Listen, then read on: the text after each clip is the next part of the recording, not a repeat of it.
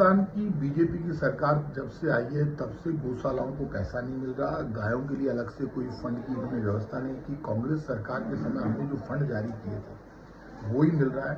आज भी जयपुर की सड़कों पर, राजस्थान की सड़कों पर प्लास्टिक खाकर, कचरा खाकर भूखी गायें भूख से मर रही है। बीजेपी की सरकार के समय जब गायें भूख से मर रही है तब बीजेपी अपनी फेस सेविंग के लिए ये कह रही है कि गायों को आप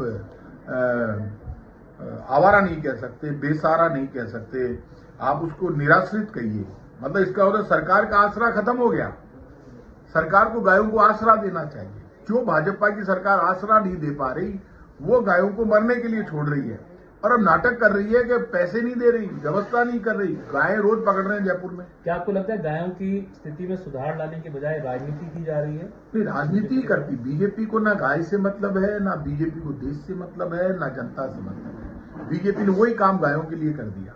गायों के लिए कोई फंड क्रिएट करती और गायें जो मर रही है, सड़क पर तड़फ रही है, प्लास्टिक खाकर मर रही है, और स्पेशल फंड जारी करके उनकी व्यवस्था करती, गायों को पकड़कर गौशालाओं में रखती।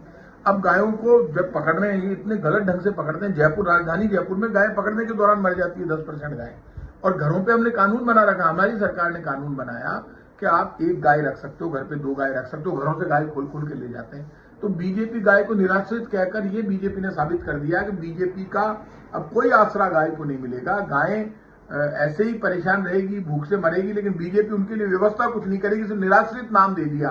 तो यदि आप गाय को आवारा, बेसहारा कोई कह रहा था, ये तो बेसहारा कह रहा था, तो सरकार सहारा बनती, आसरा बनती। सरकार के लिए निराश्रित कहो, एक शब्द के माया जाल में उलझाना चाहती, तो गाय कोई सुनकर समझती तो है नहीं कि आप उसको आवारा कह रहे हो, बेसहारा कह रहे हो, निराश्रित कह रहे हो, क्या कह रहे हो आप? अब नाटक नहीं करे बीजेपी, गायों के लिए कुछ करके दिखाए।